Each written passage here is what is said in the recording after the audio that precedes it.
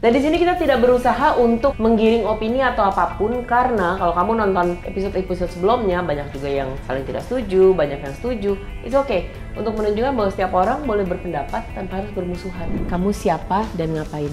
Saya sebenarnya kru nih Mbak, cuma biar penuh aja nih kan, karena gol karena berempat, bangkunya harus isi 4. Oh gitu. Tapi nanti fungsinya? Ya diam aja di sini. Oke. Pajangan. Sebut dong, kamu sebut nama nggak tadi? Sebut ya? nama saya dia. Belum. Sangat tidak manusiawi juga. Kadang-kadang nggak mikirin impact segala macam, nggak mikirin masalah environment, masalah safety, masalah apa segala macam. Oh ya, habis kena gusuran ya udah. Berarti mau nggak mau kamu mau lewat jalan itu ya harus bayar. Bagaimana kita harus mencanangkan go green lebih? Kadang-kadang memang pertumbuhan itu nggak semua orang bisa ngikut, ya kan?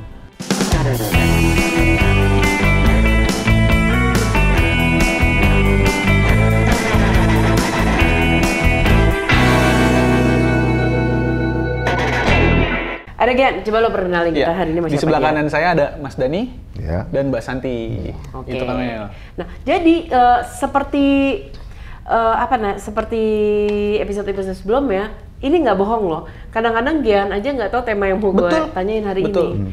Tapi temanya juga nggak berat. Jadi kadang-kadang apa yang gue lewat, sambil jalan, liat koran ini, liat di scroll di HP ini, itu aja yang kelintas di kepala gue gitu. Jadi mau berdebat juga boleh. Lebih seru sebenarnya kalau pendapatnya beda. Lebih enak pro dan kontra ya Kamel? Iya, betul. Oke, kita mulai dulu dengan pertanyaan pertama sebelum saya bacakan temanya. Oke, 4 menit. Nggak boleh nengok belakang ya? Nggak boleh nengok belakang. Fokus ke kamera aja. Nggak boleh nyontek juga tuh, handphonenya udah mulai contekan juga tuh. Kayaknya handphonenya udah contekan. Nggak boleh? Udah. Tapi nggak apa-apa sih, dia juga nggak tahu temanya. Oke, saya hari ini akan berbicara soal kota kita nih, Jakarta, dan beberapa kota-kota yang ada di kota-kota besar yang ada di bagian Indonesia lainnya lah gitu. Oke, 4 menitnya mana?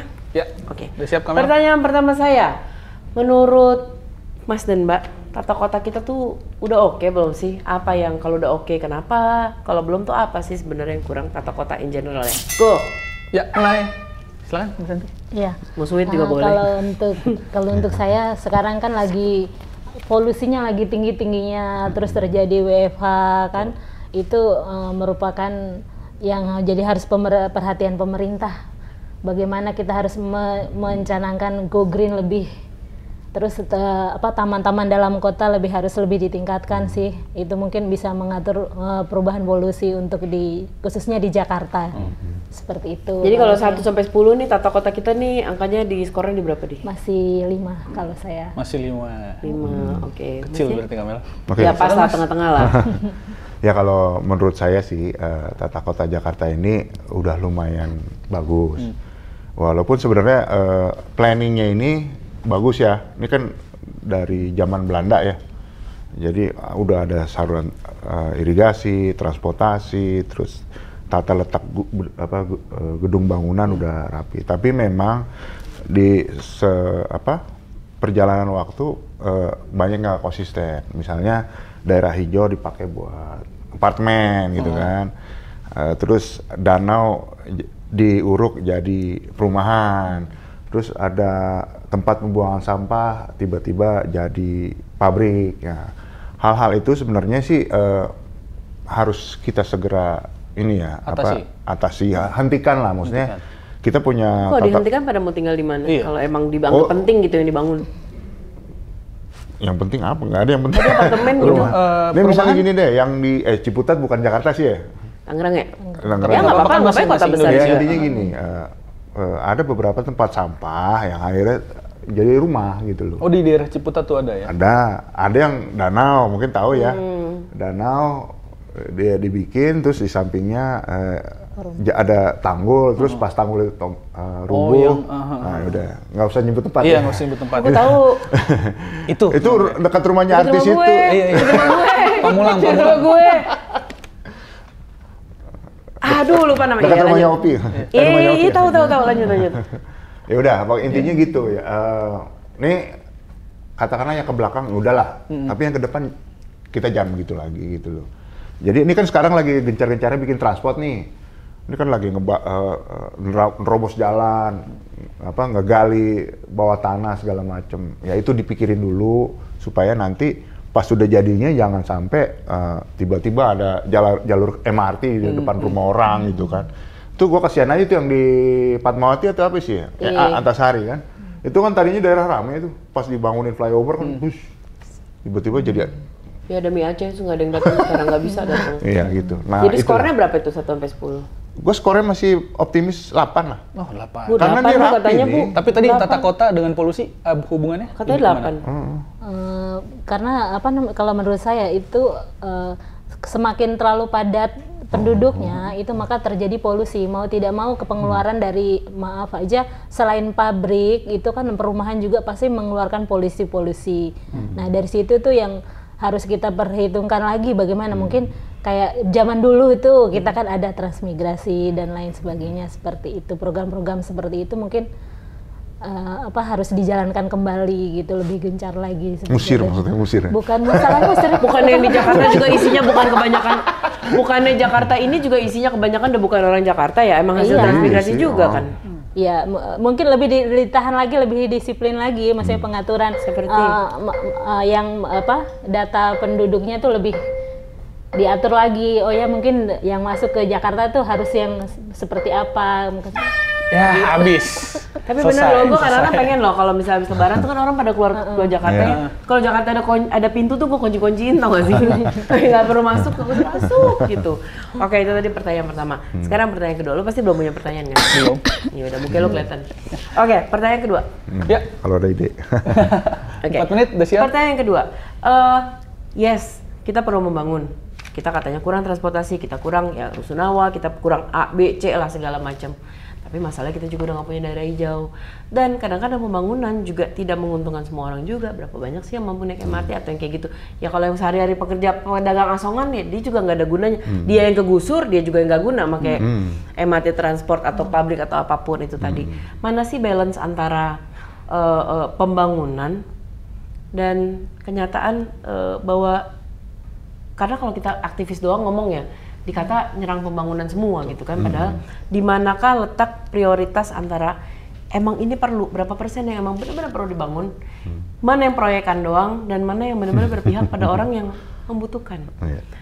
Ya, silakan mulai. Mas, duluan? Oh, duluan? Iya. Ya oke, jadi pembangunan ini kan adalah sesuatu yang kita perlukan ya, buat growth ya, bertumbuh kembang. Dan kadang-kadang memang pertumbuhan itu nggak semua orang bisa ngikut ya kan, pasti ada ketinggalan ya kan. Nah itu yang kita lihat diskusikan sekarang ini adalah eksesnya. Jadi misalnya gini, di sepanjang gedung-gedung tingkat yang mewah ini segala macam ternyata masih ada tukang asongan di sana sini di pojok-pojokan. Mungkin di Senayan udah nggak ada ya, tapi minimal di Sudirman masih ada. Nah itu istilahnya memang ya harus ada keseimbangan, tapi keseimbangan itu gimana? Harus ada yang ngatur.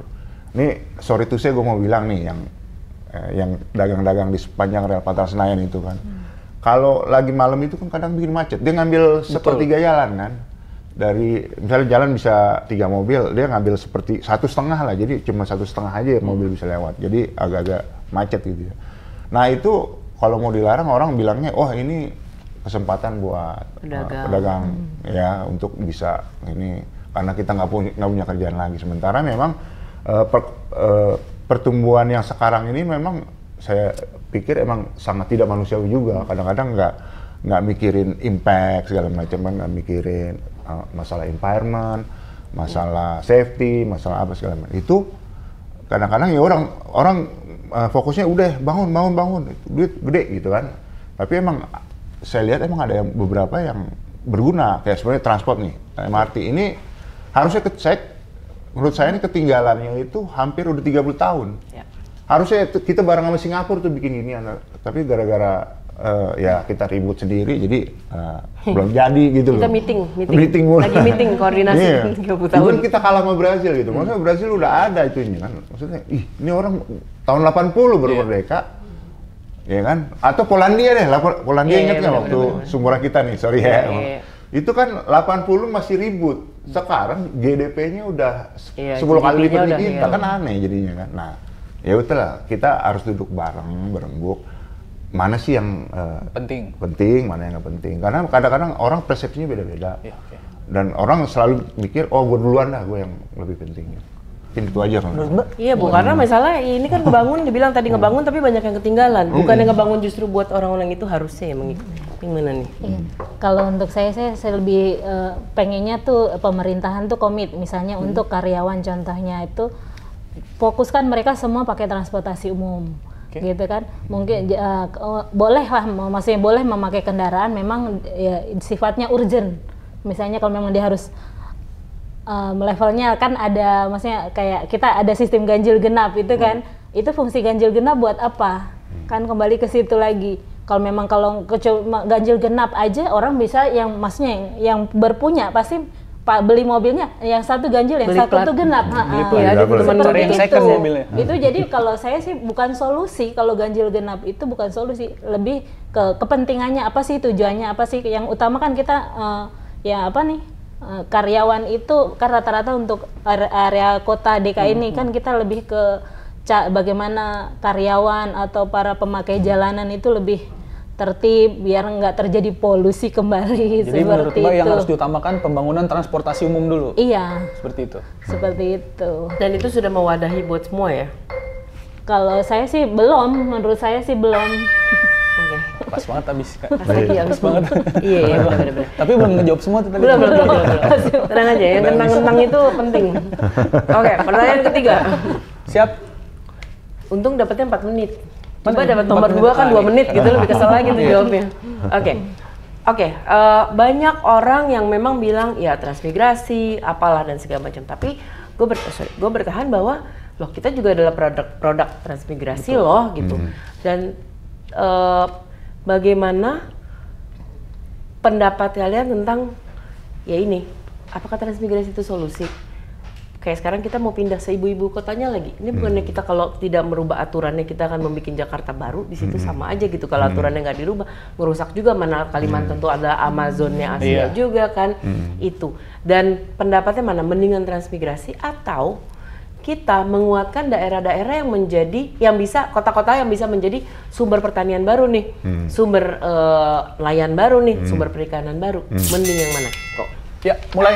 Kalau saya sih lebih ke transmigrasi Kak, karena saya merasakan sendiri imbasnya. Kebetulan saya orang tua saya ikut transmigrasi dari di Maluku, dari Jawa ke Maluku. Di justru kita malah keluar ya, nggak tumpuk semua yang di Jawa gitu ya. Itu jadi kita yang keluar dari sana itu anak-anak yang bersekolah aja.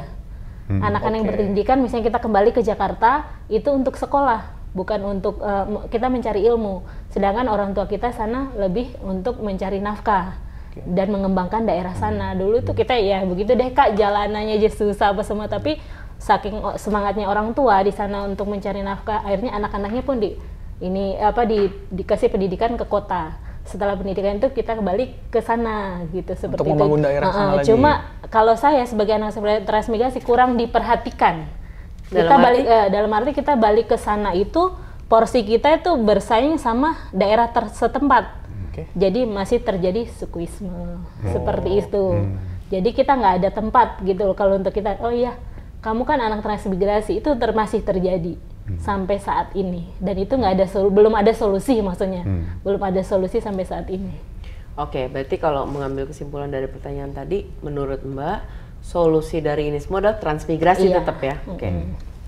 Oke, kalau menurut saya yang dilakukan pemerintah sekarang ini, saya pikir sudah tepat ya untuk progres.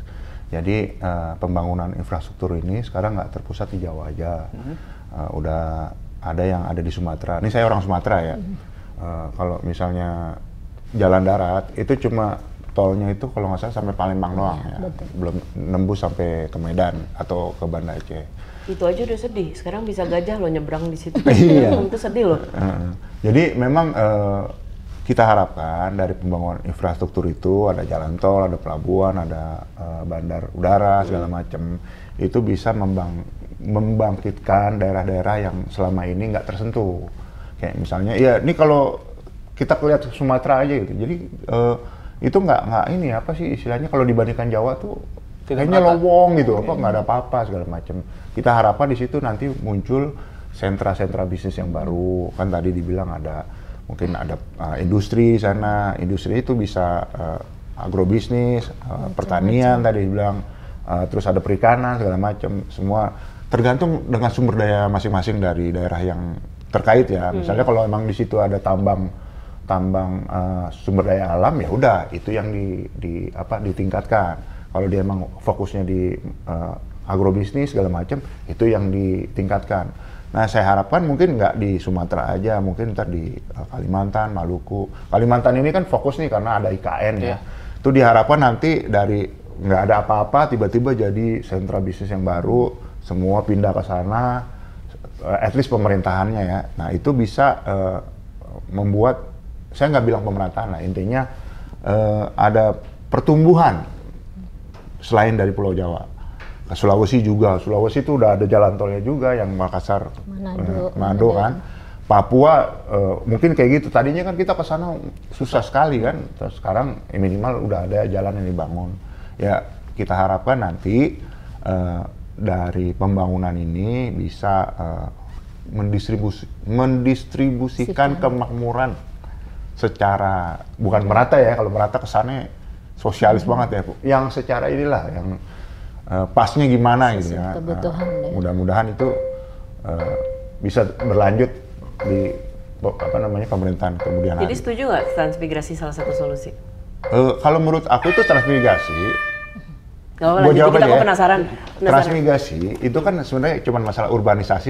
Iya, benar. Intinya ketika ada proyek infrastruktur ke luar Jawa, orang tuh pindah sendiri, iya kan? Ekonomi pindahnya mulai dari insinyurnya, dari workernya segala macam, itu kan pindah semua. Karena sentranya juga pindah. Iya, jalan tol bisa 3 tahun 4 tahun. Apalagi kalau pelabuhan laut, pelabuhan udara, itu kan lama. Nah itu create. Menarik. Oke, pertanyaan keempat. Lo nggak punya pertanyaan? Terakhir nggak punya. Seru nyimak aja nih. Iya, antara iya dan enggak sih gitu gue. Cuman oke. Pertanyaan keempat. Oke. Jelas hidup kita kadang-kadang di kota udah ngaco nih ya, maksudnya dalam arti gini, kita bisa banjir di daerah yang ya musim hujan juga enggak, musim panas, kita coba banjir resapan, malah dengan undang-undang baru kemarin AMDAL dihapus, gitu, nggak butuh, ya itu padahal sebenarnya kan bentuk kajian, itu menurut beberapa orang, lo malah mengkat suara rakyat yang ada dalam situ, karena kan dalam AMDAL kan salah satu itu kan, lo mencari orang sekitar, gimana apa segala macam, lalu ya itu tadi, jalan tol udah di mana-mana, tapi yang pedagang kecil yang benar-benar hidup dari pasar ke pasarnya masih nggak bisa naik tol, mobil aja nggak punya, masih yang mereka kayak yang hari pasar, yang seminggu sekali, yang mereka tidak banyak menikmati.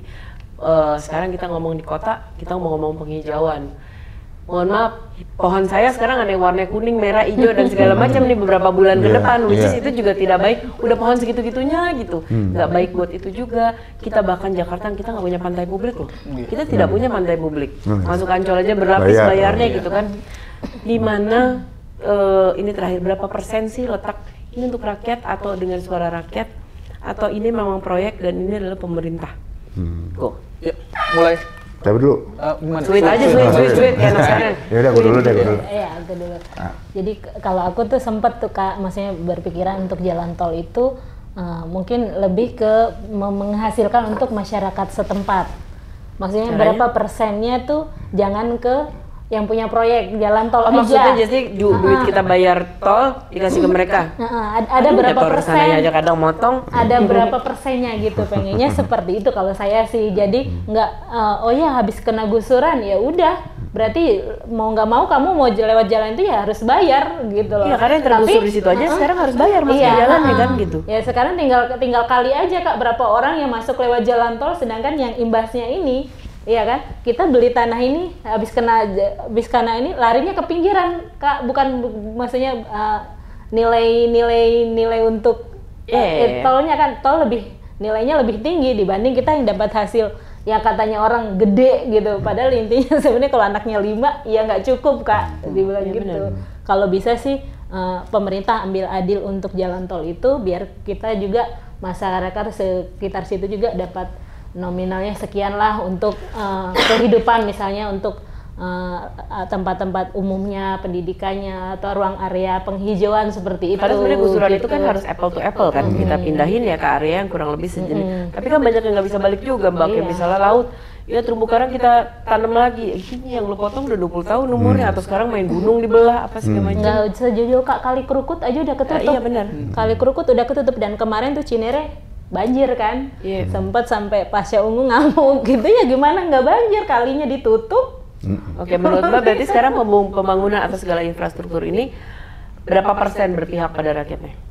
Ya kalau saya proyek sama rakyat, nah berat mana nih? Tapi saat ini sih saya masuk, kalau untuk saya sebagai di posisi menengah ke bawah tuh saya masih merasa dirugikan gitu loh Kak.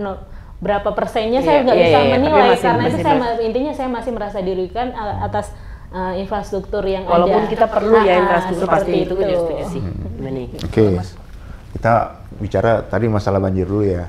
Kebetulan saya ini tinggal di Pesanggerahan, jadi ada kali Pesanggerahan di situ. Saya di Kebayoran, dekat Kebayoran Lama, ada pasar kan, pasar Cipulir segala macam. Itu udah pasti banjir tiap ini. Kita ada impact-nya kan, karena ya kita bagian Jaksel yang banjir-banjir nih, bukan Jaksel yang gitu. Padahal nggak hujan ya Pak ya? Nggak hujan. Nggak hujan tapi banjir. Nah, jadi kaget. Saya lihat bahwa di situ yang tadi saya sebutkan pertama ada tata kota yang di ini apa sih nggak comply, nggak di ini. Jadi bikin pasar tapi di pinggir kali gitu kan. Di pinggir kali. Jadi dengan dia bikin pondasi di pinggir kali itu, dia kan berarti memindahkan air yang ada di kali itu sebagian keluar kan. Which is kalau misalnya nanti hujan, itu space-nya itu sangat terbatas. Jadi akhirnya mau nggak mau harus banjir gitu kan. Nah itu sesuatu hal yang sampai sekarang belum ada solusinya. Harusnya solusinya apa?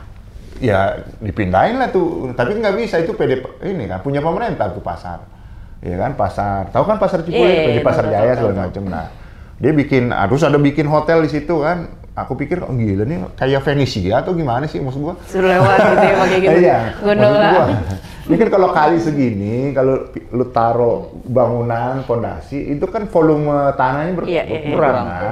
Even kalau banjir tuh, parkiran basementnya tuh banjir kerendam juga. Nah, sekarang kita konsisten aja deh sama plan tata kota kita. Kalau itu sesuai, ya udah pikir sih masalah banjir kita bisa diselesaikan gitu. Ini kita banjir kayak ulang tahun, bulan-bulan segini bakal banjirnya, ayo naikin barang yang menyambut ulang tahun gitu. Astaga, 4 babak tuh, selesai lah 4 pertanyaan.